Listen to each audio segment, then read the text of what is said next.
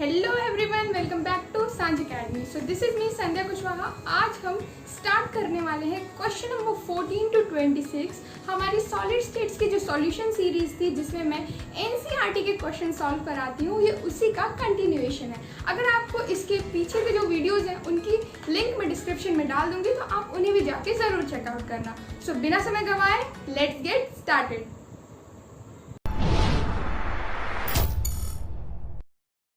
So let us start with question number 14। इससे पहले के सॉल्यूशंस मैं ऑलरेडी अपने वीडियोस में अपलोड कर चुकी हूँ, जिन सबके लिंक्स मैं डिस्क्रिप्शन में डाल दूंगी। So let us start question number 14। So let me first read the question आपको यहाँ पे डिस्प्ले हो जाएगा स्क्रीन पे। सो जो क्वेश्चन है वो क्या बोलता है, if the radius of an octahedral void is are.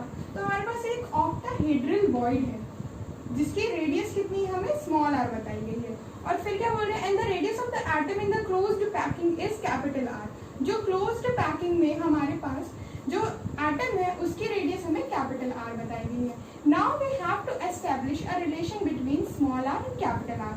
So जो क्वेश्चन क्या कह रहा है हमारा कि now you have to derive a relation between small R and capital R. तो सबसे पहले हम इसका स्ट्रक्चर समझ लेते हैं कि इसका स्ट्रक्चर कैसे है। तो एक ऑक्टाहेड्रल वॉइड बनती है 6 एटम्स से। जब 6 एटम्स सराउंडेड रहते हैं तब एक ऑक्टाहेड्रल वॉइड बनती है। कैसे, देखो ये मैंने 4 एटम्स बनाए और यहाँ पे जो सेंटर में पोजीशन है ये वॉइड है। इसके ऊपर एक एटम रहेगा और इसके नीचे ही एक और ऐसा ही एटम रहेगा, और इन चारों से मिलके, इन 6 एटम्स से मिलके ये वॉइड बनती है। इसे हम कहते हैं octahedral void. Now we have to understand the relation between small R and capital R. तो कैसे निकालेंगे, सबसे पहले ये जो वॉइड है इसका रेडियस हम पता कर लेते हैं। इसका रेडियस हमें पता है स्मॉल आर। इस स्फीयर का जो रेडियस है, ये जो एटम है स्फेरिकल इन शेप है, इसका जो रेडियस है वो है अपना कैपिटल आर। नाउ अब इन दोनों में रिलेशन कैसे निकाला जाए, तो हम क्या करेंगे, पहले यहाँ पे इन सारे पॉइंट्स को जोड़ लेंगे। इस ड्राइंग को मैं एक और बार बनाती हूँ ताकि आपको और अच्छे से क्लियर हो। तो एक्चुअल में क्या है, यहाँ पे एक स्क्वायर बन रहा है, स्क्वायर जो इन सारे स्फीयर्स के सेंटर को ज्वाइन करके बन रहा है। सो होता क्या है कि ये वॉइड है सेंटर पे और ये जो स्फीयर है इससे टच है इस तरीके से।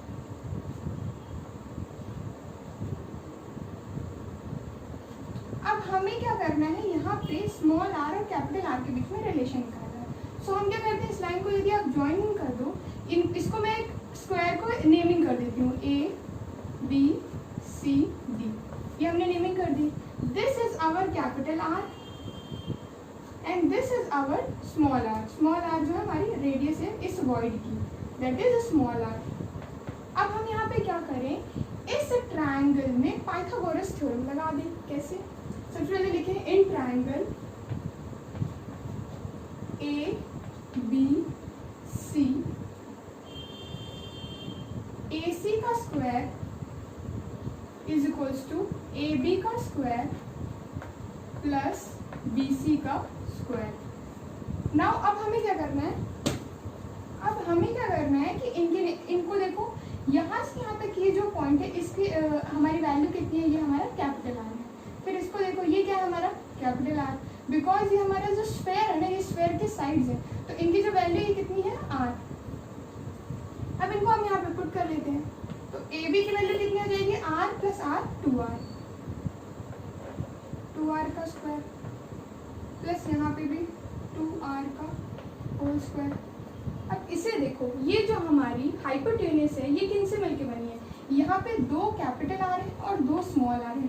तो इसको हम कैसे लिखेंगे, r plus 2 small R plus r, इसका होल स्क्वायर।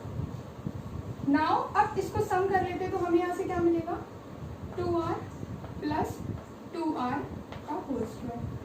इसको सम करेंगे तो कितना हो जाएगा, 2 2 4, 2 2 4, 4 प्लस 4 8r का स्क्वायर। अब क्या करें हम, ये जो हमारी स्क्वायर है इसको इस साइड लेके जाएं और ये अंडर रूट बन जाएगा। अंडर रूट बनने के बाद हमें यहाँ क्या मिलेगा, √8r, और ये यहाँ से स्क्वायर हट जाएगा और हमें यहाँ मिलेगा 2r प्लस 2r। वीडियो को पॉज करके खुद सॉल्व करने की कोशिश करो, मेरा मोटिव ये है कि मैं आपको बताऊं कि सॉल्व कैसे करना है, बट एग्जैक्टली अगर आप कॉपी करोगे तो आप कुछ भी समझ नहीं पाओगे, कुछ नया सीख नहीं पाओगे। सो जहाँ तक आपको नहीं बनता तो वहाँ तक देख लो, उसके बाद फाइनल आंसर खुद ही सॉल्व करने की कोशिश करो। Now 2r is equals to, ये वाली वैल्यू इस तरफ चली जाएगी and you will get root 8 को हम लोग 2√2 भी लिख सकते हैं r, और ये वाली टर्म इधर चलेगी तो माइनस में 2r हो जाएगी। आफ्टर दैट इसको सॉल्व करके हम यहाँ से क्या करेंगे, 2 कॉमन ले लेंगे, 2 कॉमन ले लिया, अंदर बचेगा सिर्फ √2 माइनस 1r, ये r क्या होगा, यहाँ नीचे आ जाएगा, 2 से 2 कैंसिल हो जाएगा, यू गेट एन r और 2 से 2 कैंसिल कर दो। हमें क्या निकालना है, r और r में रिलेशन निकालना है। तो r और r में रिलेशन कैसे निकलेगा, हम इसको लिख सकते हैं r upon r is equals to √2 की वैल्यू होती है 1.414 माइनस 1, तो हमें कितना मिलेगा 0.414। So this is the relation between small r and capital R। तो आप इसे ऐसे सॉल्व कर सकते हो। So question number 14 is here. Screenshot ले लीजिए ताकि मैं नेक्स्ट क्वेश्चन पे जंप करूँ। So moving on to question number 15, let me first read the question for you. So जो क्वेश्चन है वो क्या कहता है कि copper crystallizes into FCC lattice with edge length 3.61 into 10 की power -8 centimeter. Show that the calculated density is in agreement with its measured value of 8.92 gram centimeter inverse cube. So इस question में आपको क्या करना है, शो करना है। So आप शो कैसे करोगे, सबसे पहले आपको क्या बताया गया है, that कॉपर क्रिस्टलाइज हो रहा है। सो कॉपर क्रिस्टलाइज हो रहा है और हमें यहाँ पे डेंसिटी की बात की गई है। तो पूरे सॉलिड स्टेट्स में सिर्फ एक ही फॉर्मूला है जो डेंसिटी के लिए है, that is density is equals to ZmA³/Na। इसमें जो A³ है ये हमारी क्या है, एज लेंथ है, Na हमारा एवोगाड्रो नंबर है, M हमारा मास है, मॉलिक्यूलर मास, Z हमारा कंट्रीब्यूशन है स्पेसिफिक एटम का एक लैटिस में। सो अब हम देख लेते हैं कि डेंसिटी कैलकुलेट करने के लिए हमारे को ये सारी चीजें होनी चाहिए। सो जो क्वेश्चन है, क्वेश्चन में हमें प्रोवाइडेड है एज लेंथ की वैल्यू। एज लेंथ की वैल्यू उन्होंने हमें कितनी दी है। सबसे पहले ऐसे क्वेश्चंस को सॉल्व करने के लिए जितना भी डेटा आपको गिवन है उसको आप ऐसे लिख लो, गिवन करके, गिवन दैट। अब इसमें हमें क्या क्या चीजें पता है, हमको पता है कि एज लेंथ की वैल्यू कितनी है। एज लेंथ की वैल्यू क्वेश्चन में हमें दी गई है 3.61 इंटू 10 की पावर -8, ये हमें एज लेंथ की वैल्यू गिवन है। इसमें एवोगाड्रो नंबर की वैल्यू हमें पता है। इसके बाद कंट्रीब्यूशन, तो उन्होंने क्वेश्चन में बोला है FCC लैटिस। मैं यहाँ पे टेबल डिस्प्ले कर दूंगी जिससे आप सभी की Z वैल्यूज इजीली याद कर सको। उसे कैलकुलेट भी किया जा सकता है बट मोर ओवर हम उसे याद ही रखते हैं। सो Z की जो वैल्यू होती है CCP के केस में वो हमारी 4 होती है। सो अब हमें यहाँ से सारी वैल्यूज मिल गई। अब हमें सिर्फ इन वैल्यूज को इस क्वेश्चन में पुट डाउन करना है और यहाँ से डेंसिटी निकाल देनी है, और डेंसिटी निकाल के जो गिवन डेंसिटी है उससे मैच करना है। सो जल्दी से आप इन सारी वैल्यूज को इस क्वेश्चन में रखो and the final answer will be 8.96 gram centimetre inverse. So आप इससे जरूर मैच करना अपने आंसर को कि क्या आपका आंसर सही आ रहा है कि नहीं आ रहा है। सो this is question number 15। I hope ये क्वेश्चन आपको क्लियर होगा। इस क्वेश्चन में सिर्फ एक ही चीज ध्यान रखनी थी, दैट इज द फॉर्मूला। अगर आपको फॉर्मूला पता है तो इस क्वेश्चन में और कोई भी प्रॉब्लम नहीं आती है। सो डेंसिटी कभी कभी क्या होता है कि वो आपसे Z भी कैलकुलेट करवा देता है सारी वैल्यूज रख के, तो आप इजीली इन दोनों को यहाँ ट्रांसफर करो, M को नीचे ट्रांसफर करो और Z भी कैलकुलेट कर सकते हो। तो जल्दी से हम नेक्स्ट क्वेश्चन पे मूव ऑन करते हैं। So now we will see question number 16। So question number 16 में क्या है हमारे पास, मैं पहले आपके लिए क्वेश्चन रीड कर देती हूँ। That is analysis shows that nickel oxide have a formula Ni0.98O1। What is the fraction of nickel exist as Ni2 positive and Ni3 positive ions? तो इसमें क्या बोला है, हमारे पास एक फॉर्मूला है दैट इज Ni0.98O1। तो अब हमें यहाँ पे ये जो Ni है इसमें निकल 2 पॉजिटिव आयंस भी प्रेजेंट है और निकल 3 पॉजिटिव आयंस भी प्रेजेंट है, मतलब Ni2 पॉजिटिव Ni3 पॉजिटिव। तो अब हमें इसमें बताना है कि कितना परसेंटेज, कितना फ्रैक्शन इसका प्रेजेंट है और कितना फ्रैक्शन इसका प्रेजेंट है इस डेटा की मदद से। सो अब इस क्वेश्चन को हम कैसे सॉल्व करेंगे? सो लेट अस सी। फर्स्टली अगर हमारे पास क्या है, 4 पेन है और 2 बंदे हैं, तो एक बंदे ने एक पेन ले लिया, तो दूसरे बंदे को कितने पेन मिलेंगे? 4 - 1 पेन ही मिलेंगे ना, दैट इज 3। हम ऐसे ही निकालते हैं। इसी तरीके से यदि मैं कह दूं कि Ni जो 2 पॉजिटिव है उसने इसमें से x नंबर ऑफ आयंस ले लिए, सो लिखो suppose Ni2 positive ion has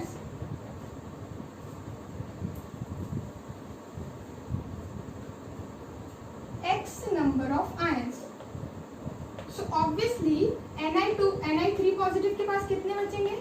Ni3 positive ions के पास कितने बचेंगे? दैट इज 0.98, जो कि हमारा टोटल है। टोटल में से हम x को माइनस कर देंगे, तो बचे हुए हमारे आयंस किसके हो जाएंगे? Ni3 पॉजिटिव के। सो ये तो हो गया कि किसका कितना कंट्रीब्यूशन है। अब हमारा मेन एम क्या है? इस x को फाइंड आउट करना। जैसे हम इस x को निकाल लेंगे हमें पता चल जाएगा कि इसका कंट्रीब्यूशन कितना है, इसका कितना है, और दोनों का फ्रैक्शन हम इजीली कैलकुलेट कर पाएंगे। सो सबसे पहले हमें क्या देखना है कि ये जो Ni और ऑक्सीजन है ये क्या करते हैं? इलेक्ट्रिकल न्यूट्रलिटी मेंटेन करते हैं। Electrical neutrality. अब ये इलेक्ट्रिकल न्यूट्रलिटी भला क्या भला है, इसका क्या मतलब है? सो इलेक्ट्रिकल न्यूट्रलिटी मतलब यदि मेरे पास पॉजिटिव है तो तुम्हारे पास नेगेटिव है, तो दोनों मिलके 0 बनाएं। तो जैसे एक पॉजिटिव एक नेगेटिव मिलके 0 बनाता है, उसी तरीके से यदि हमें इसे 0 करना है तो बस 2 पॉजिटिव है तो कितने नेगेटिव होने चाहिए? 2 नेगेटिव होने चाहिए, तभी ना ये लोग आपस में कैंसिल होके हमें कितना देंगे? 0 देंगे। सो इसी को इलेक्ट्रिकल न्यूट्रलिटी कहते हैं। मतलब जब पॉजिटिव और नेगेटिव चार्ज आपस में बराबर हों कि ये कैंसल आउट होके हमें 0 दे दें, इसी को हम लोग इलेक्ट्रिकल न्यूट्रलिटी कहते हैं। यहाँ पे हम लोग आयंस की बात करते हैं, आयंस और चार्ज की बात करते हैं। फॉर एग्जाम्पल यदि आप यहाँ देखोगे तो ऑक्सीजन के ऊपर चार्ज कितना होता है? 2-। अब इसकी इलेक्ट्रिकल न्यूट्रलिटी मेंटेन करने के लिए इसके पास कितना होना चाहिए? 2 पॉजिटिव होना चाहिए। सो इसे इलेक्ट्रिकल न्यूट्रलिटी जब ये लोग आपस में मेंटेन होकर हमें 0 दे देंगे, इसी की बात यहाँ पे की गई है। So further electrical neutrality maintain करने के लिए हम क्या करेंगे, यही देखो।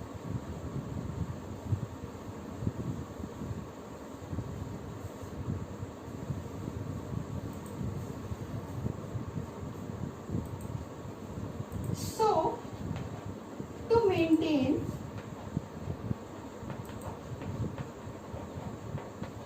electrical neutrality, the negative ions and positive ions should be equal. अब हमें इन्हें इक्वल कैसे करना है देखो। सो हमने क्या किया था, सबसे पहले जो हमारा Ni2 पॉजिटिव था, ये कितना था हमारे पास? x था। Ni3 पॉजिटिव कितना था हमारे पास? 0.98 माइनस x था। तो ये वाली तो हमारी बात हो गई Ni की। और ऑक्सीजन हमारे पास कितना है? ऑक्सीजन के ऊपर 2 नेगेटिव लगता है और ये हमारे पास कितना है? हमारे पास 1 है। अब इलेक्ट्रिकल न्यूट्रलिटी हम कैसे करेंगे? तो हमें क्या करना है, इस तरफ नेगेटिव वाले और इस तरफ नेगेटिव वाले और इस तरफ पॉजिटिव वाले हम लिखेंगे। तो हम कैसे लिखेंगे? Charge into ions, that is 2 into X, plus charge into ions, that is 3 into 0.98 minus X is equals to charge into ions, that is 2 into 1। ऐसे करके हम इसे सॉल्व कर लेंगे। अब हमें सिर्फ इस इक्वेशन को सॉल्व करना है। तो ये इक्वेशन कैसे है आपको समझ में आ गया ना?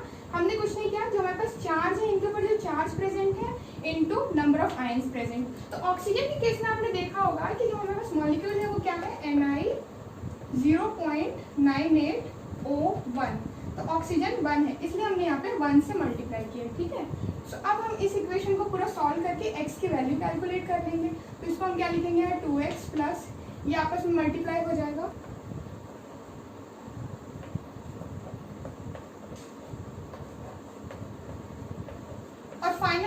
करने के बाद हमें जो वैल्यू मिलेगी वो होगी x इज इक्वल्स टू 0.94। इसको कैलकुलेट कर लेना और आपको इतनी ही वैल्यू मिलेगी।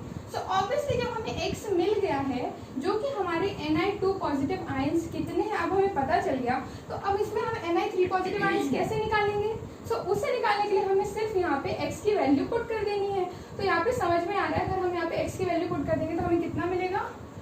0.04। सो यहाँ पे हमने क्या पुट किया? 0.94 यहाँ पे आप पुट कर दो और आपको यहाँ से इसके आयंस मिल गए।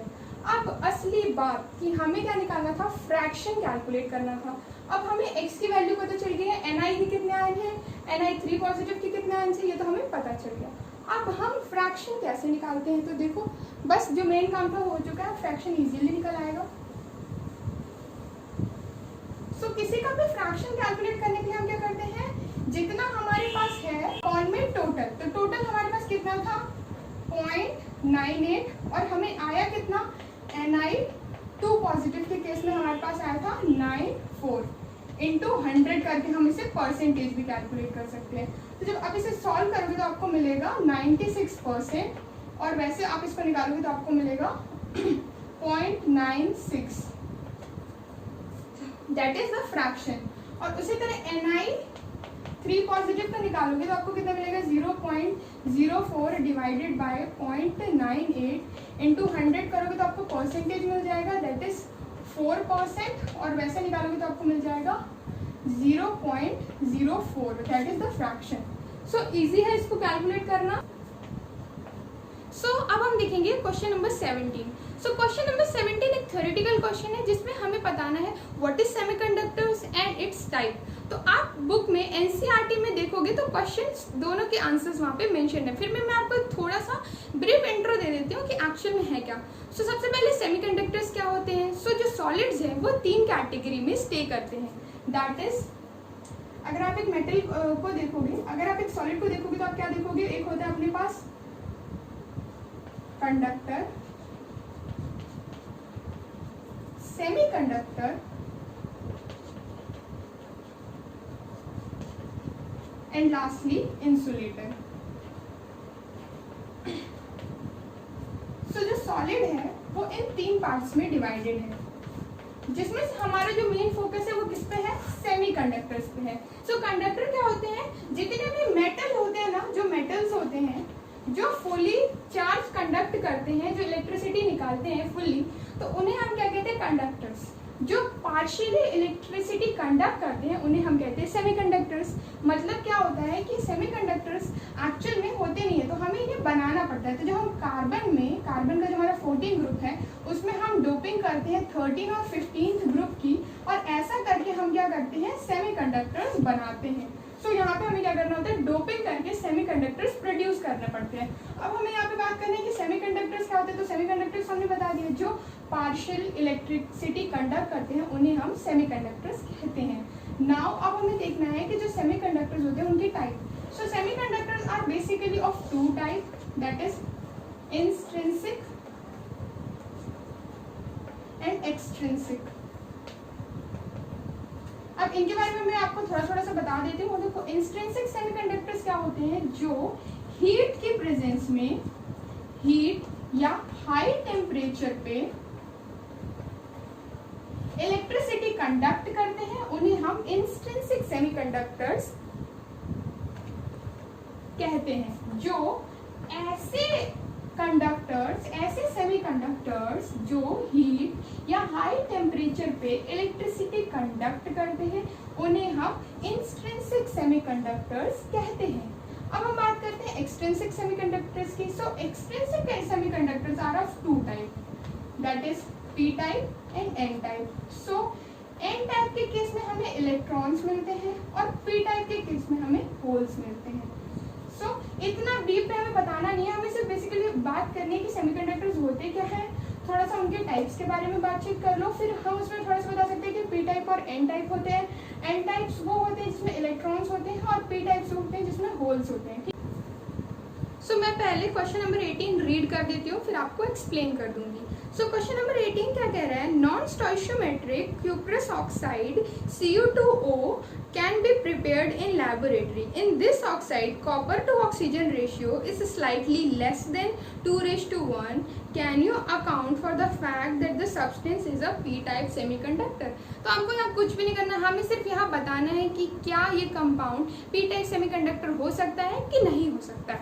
सो ये बताने के लिए हमें सबसे पहले थोड़ा सा p-type semiconductor के बारे में पता होना चाहिए. तो सबसे पहले मैं आपको थोड़ा सा बता देती हूँ कि p-type semiconductor एक्चुअल में होता क्या है. सो देखो सेमीकंडक्टर्स कैसे होते हैं, क्या है Cu2O that is cuprous oxide हमारे पास है जिसमें कॉपर टू ऑक्सीजन रेशियो 2:1 से थोड़ा सा कम है, that is slightly less than 2:1, मतलब 2:1 से थोड़ा सा रेशियो कम है. एक्चुअल में होना क्या चाहिए, यहाँ पे Cu2 पॉजिटिव आयन पे एक ऑक्सीजन होना चाहिए, हर एक Cu2 पॉजिटिव आयन पे एक ऑक्सीजन होना चाहिए, ठीक है.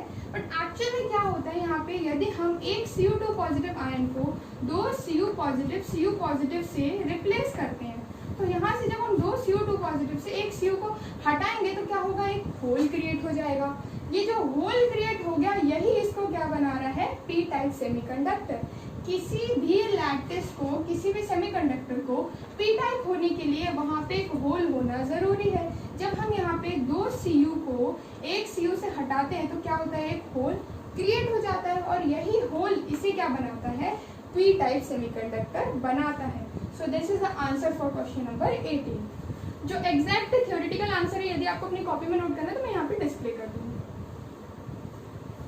Now coming to question number 19. Question number 19. So 19 question में हमने क्या देखा था कि हमें फेरिक ऑक्साइड का फॉर्मूला क्रिएट करना है. तो कैसे बनाएंगे, सपोज हमारे पास ऑक्सीजन है दैट इज O2 नेगेटिव, उसके कितने हैं हमारे पास N एटम्स हैं. अब आयरन के उन्होंने कितने बताए हैं, that is 2/3 of oxygen that is N, 2/3 of N. तो ऐसा करके हमने Fe और ऑक्सीजन के लिए निकाल लिया. अब हम क्या करें, इसका रेशियो कर लेते हैं, Fe/O कर लेते हैं, दैट इज 2/3 N और ये N. तो ये N से N कैंसिल आउट हो जाएगा, हमें यहाँ से क्या मिलेगा 2/3. तो यहाँ से हमें क्या मिला, Fe2O3. So this is the formula for ferric oxide. So this is question number 19. अब हम देख लेते हैं question number 20, that will be the last question.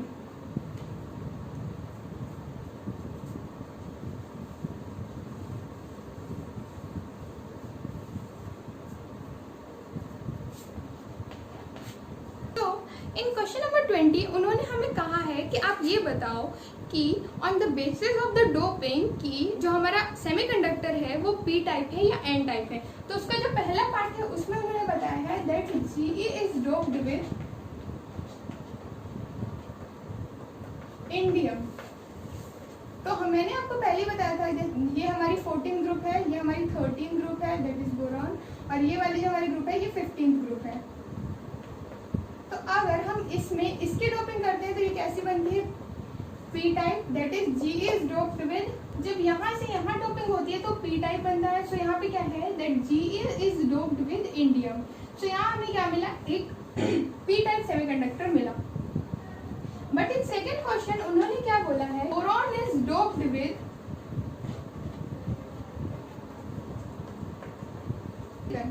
So second वाले केस में क्या है, जब यहाँ से यहाँ जाते हैं तो हमारी जो सेमीकंडक्टर होती है वो होती है n टाइप. सो यहाँ पे एक ही चीज आपको याद रखना है कि अगर डोपिंग लोअर ग्रुप में हो रही है तो p टाइप बनेगा और डोपिंग हायर ग्रुप में हो रही है तो n टाइप बनेगा. सो पहले केस में हमने क्या देखा कि जो डोपिंग हो रही है वो लोअर ग्रुप में हो रही है. जब हम 14 से 13 की तरफ जा रहे हैं तो हमें कैसा मिला, p टाइप मिला. पर जब डोपिंग लोअर से हायर में हो रही है तो हमें कैसा मिलेगा, n टाइप मिलेगा. सो इस बेसिस में आप बता सकते हो कि कौन सा सेमीकंडक्टर है. So that's it for this video guys. I hope आपको मेरे एफर्ट्स अच्छे लगते हैं. So please subscribe to our channel और अपने सारे फ्रेंड्स के साथ इसे शेयर कीजिए. मेरे बाकी वीडियोस भी देखिए. I took a lot of efforts to them. So this is me Sandhya Kushwaha signing off. Thank you.